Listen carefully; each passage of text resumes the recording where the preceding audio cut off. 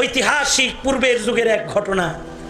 দুই বন্ধু, ক্লোজ সম্পর্ক, খুব ভালো সম্পর্ক দুই বন্ধুর ভিতরে। দুই বন্ধু একসাথে জঙ্গল এলাকায় ঘুরতেছে। তো একজনে আর একজনে অদল বদল করে রান্না বাড়া করে আর কি। তো একজন রান্না বাড়া করতেছে আর আরেকজন শুয়ে আছে পাশে, দেখতেছে, রান্না দেখতেছে। কিন্তু আশ্চর্য খবর হলো, হঠাৎ করে দোস্তর দিকে তাকায় দেখে যে তার দোস্ত চুলা নিভে গেলে কোনো টেনশনই করে না, হাত দিয়ে এমনি নাড়াচাড়া দিয়ে দিয়ে আগুন জ্বালায়। যেমন চুলা বন্ধ হয়ে গেলে এরকম ভুয়াইতে ভুয়াইতে দম বাইরে, এরকম না, হাত দিয়ে এমনি নাড়াচাড়া দিয়ে আগুন ধরে আলা। দেখে তো একবার দুইবার দেখছে, খোলা জায়গায় রান্না বাড়া দেখছে, দেখে তো শোয়ার থেকে বসছে, বসার থেকে দাঁড়াইছে, কাছে আসছে, এসে বলে দোস্ত গোপন জিনিস একটা দেখছি। ই দেখছো গোপন জিনিস? কয় তুমি আগুনের ভেতরে হাত ঢুকায় চুলা জ্বালাও কিন্তু তোমার হাতে আগুন লাগে না, এটা দেখছি। হ্যাঁ হ্যাঁ দেখছি আমি, গোপন করবে না। তুমি কি জ্বালাও নাই এমন করে? কয় হ্যাঁ জ্বালাইছি। কিন্তু দোস্ত যদিও আগুনের ভেতরে হাত দিয়ে আমি চুলা জ্বালাইছি, এ কারামত, এ অর্জন এটা আমার নয়, এটা আমার ব্যক্তিগত যোগ্যতায় এর নিয়ামত আল্লাহ আমাকে দিছে এমন নয়। তবে দোস্ত গুনাহমুক্ত মানুষের দোয়া বড় কবুল হয়। আমার জীবনে একটা মুত্তাকি মানুষের দোয়া আমার নসিব হয়েছে, যার দোয়ার বরকতে দুনিয়ার আগুন আমার গায়ে লাগে না। সুবহানাল্লাহ। কেমনে বলো আমার কাছে? দোস্ত আমি ধনীর সন্তান, জীবনটা আমার এলোমেলো, কত গুনাহ না আমি করেছি। একদিন দোতলা বাড়ির ছাদের উপরে বসে বসে আমি মদ পান করতেছিলাম। হঠাৎ করে আমার বাড়ির সামনের বাড়ির এক সুন্দরী রূপসী দিনদার মুত্তাকি নারীর সাথে আমার মোলাকাত হয়ে গেছে। মানে তারে দেখে বলাইছি, দেখে তো তারে এক নজরে আমার কাম হয়ে গেছে, ভিতরে ঢুকে গেছে। কিন্তু তারা খালি আই লাভ ইউ কই, কিন্তু এ তো আমার দিকে চায়টায় না, কারণ সে আমার মতো আই লাভ ইউ মার্কা না। আমি তো টিচিং মার্কা, কিন্তু এ হলো পর্দা মার্কা, ঢাকা ঢুকে চলে, নেককার পরহেজগার নারী।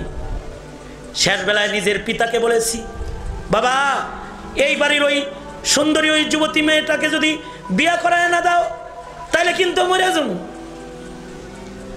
পিতাকে চাপ প্রয়োগ করেছি। আমার বাবা বিয়ের প্রস্তাব নিয়ে ওই নেককার মহিলার, দিনদার মহিলার বাড়িতে গিয়েছে, কিন্তু সে যেমন দিনদার তার বাপও দিনদার। ধন দেখে কন্যা বিয়ে দিবে না। আমার চারিত্রিক দোষ সম্পর্কে এলাকায় জানা ছিল, আমি মদ খাই, তা আমার কাছে মেয়ে দিতে সে রাজি নয়। আমার পিতাকে ইনসাল্ট করেছে, অপমান করেছে, আমি বড় অপমানিত হয়েছি। আল্লাহর কি কুদরতের খেলা, এই মহিলার পিতা তাকে দিনদার একটা পাত্রে বিবাহ দিয়েছে, কিন্তু তার 3টি বাচ্চাও স্বামীর ঘরে হয়েছে। আল্লাহ পাক তাকে জটিল রোগে আক্রান্ত করে তার স্বামীটাকে মেরে ফেলেছে। তার স্বামীর ইন্তেকাল হয়ে গেছে, অল্প বয়সে বিধবার খাতায় নাম চলে গেছে। 3টা বাচ্চা নিয়ে সে আজ বিধবা হয়ে গেছে। এদিক দিয়ে আমাদের এলাকায় চরম দুর্ভিক্ষ শুরু হয়েছে। আমার বাবা তখনও বড় ধনী। আমার বাবা আমার উপরে ফরমান জারি করেছে, একদিন এক এক গ্রামে গিয়ে আমি ত্রাণ বিতরণ করব। বাবার নির্দেশ মতো ত্রাণ নিয়ে আমি একদিন ওই এলাকায় চলে গেছি, যে এলাকায় ওই আমার মা সুকার বিয়ে হয়েছে। তার যে এত বড় মুসিবত এটা আমার জানা ছিল না।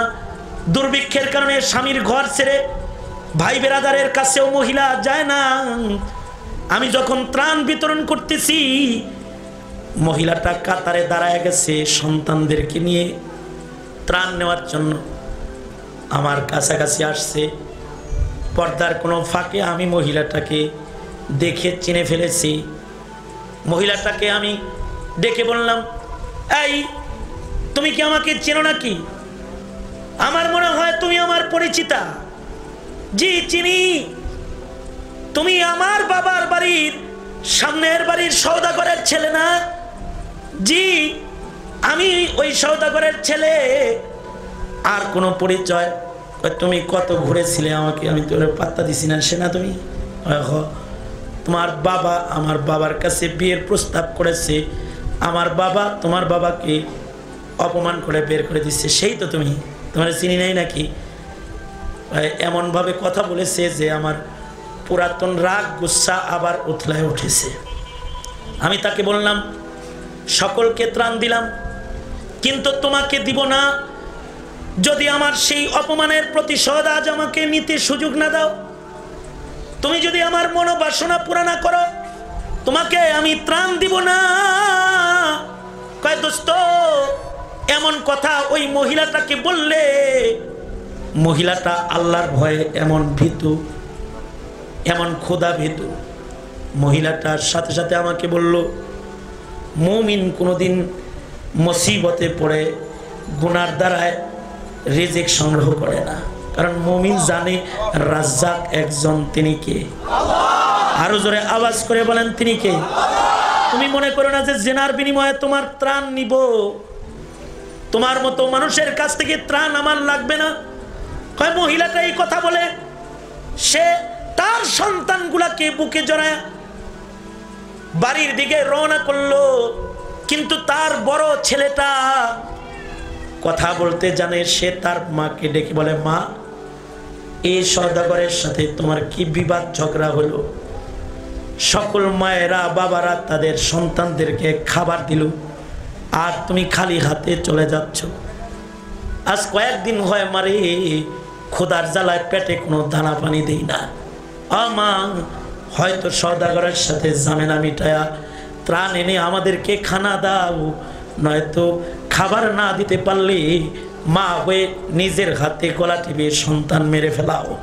ক্ষুধার জ্বালা আর বরদাস্ত হয় না। লোকটা বলে, দোস্ত কথাগুলা শুনতেছিলাম আর মুস্কি মুস্কি হাসতেছিলাম যে সন্তানের মায়ায় বিপদে পড়ে আমার কাছে আসতে হবে। সত্যই মহিলাটা সন্তানদেরকে কোলে করে আমার সামনে এসে ফের আবার দাঁড়ালো। আমি তার দিকে তাকায় বললাম, তুমি বুঝি আমার গুনার প্রস্তাবে রাজি হয়েছো? সে বলে, না, তোমার মুস্কি হাসি দেখে তোমার সামনে দাঁড়াইছি, তোমাকে রাজ্জাক মালিকের রিজিকের দরজা দেখাইতে এসেছি। তুমি মনে করো না যে আমি বিপদে পড়ে গুনাহ করে তোমার কাছ থেকে খাবার নিব, কারণ আমি জানি ওমাইয়াত্তাকিল্লাহ ইয়াজআল লাহু মাখরাজা ওয়া ইয়ারযুকুহু মিন হাইসু লা ইয়াহতাসিব। কেউ যদি আল্লাহকে ভয় করে তো আসমানের মালিক আল্লাহ গায়েবের রিজিক তাকে দান করে। এটা আমি জানি, চললাম আমি। এ কথা বলে মহিলা তার সন্তানদেরকে বলে, এই পাপিষ্টের কাছে রিজিক না, তোদের মালিক ঘরে রিজিক পাঠাইছে, চল ঘরে খাবার আছে, চল। এই কথা বলে মহিলা তার সন্তান গুলারে বুকে লইয়া বাড়ির দিকে রওনা করলো। দোস্ত, মহিলাটার পবিত্র হালাত আর তার তাওয়াক্কুল আমার হৃদয়ে ভীতির সঞ্চার করলো, কারণ আমি কনফার্ম হয়ে গেলাম এমন তাওয়াক্কুলওয়ালা কোনো মুমিনা, আল্লাহর দাসী বান্দি সন্তান লয়ে ঘরে গেলে আসমানের মালিক আল্লাহ তারে খানা দিতে দেরি করবে না। যে মালিকে আসমানের খানা মানুষে খাওয়ায়, ওই মালিক বুঝি মুমিনারে না খাওয়ায় রাখবে, অবশ্যই সে খাবার পেয়ে যাবে। মহিলাটা ঘরে যাইতে দেরি হবে, খানা পাইতে দেরি হবে না।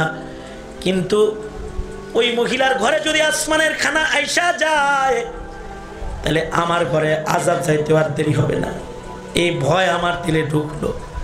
মহিলাটা যে পথে তার বাড়ি গেল, আমি ভিন্ন পথে নিজেকে গোপন করে আযাব থেকে বাঁচার জন্যে আটার বস্তা ত্রাণ আমি জড়ো করে ত্রাণগুলোকে আমি তার বাড়িতে পৌঁছে দিলাম। নিজের নাম গোপন করে তার বাড়ির দরজার পাশে আমি অপেক্ষা করলাম। সন্ধ্যা পর্যন্ত খাবারের সন্ধান করে নিজের সন্তানদের বুকে লয়ে মহিলাটা বাড়ি আসছে। বাড়ি আইসা যখন দরজার সামনে খাবারের স্তূপ দেখতে পাইছে, সন্তানদেরকে কয়, দেখোস না রাজ্জাকে খানা পাঠাইয়া দিছে, দেখ রাজ্জাক মালিক খানা পাঠাইছে।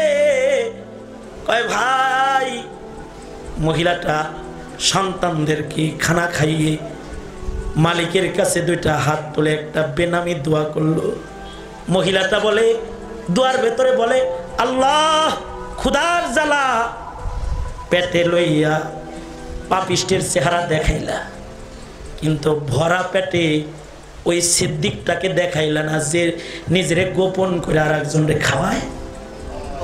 ও মালিক, এক জালেমের কাছে খানা আনতে গেলাম, সে জেনার প্রস্তাব দেয়, আবার কোন সিদ্দিকে যেন নাম গোপন করে খাবার দিয়ে গেল। ভালো মানুষের সাক্ষাৎ পেলাম না।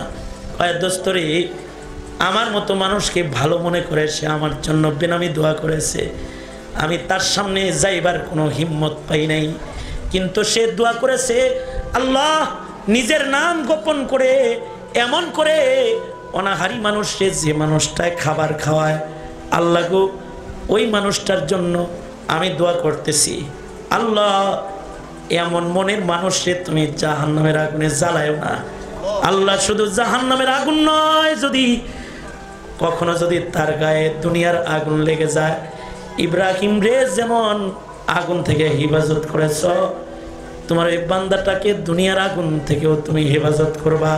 কয় দোস্ত, আমার কারামত নয়, কিন্তু একটা গুনাহমুক্ত মানুষের দুয়ার বরকতে আল্লাহ এর নিয়ামত আমায় দান করেছি। কখনো কখনো বিপদে আগুনে হাত দিলেও দুনিয়ার আগুন আমার গায়ে স্পর্শ করে না।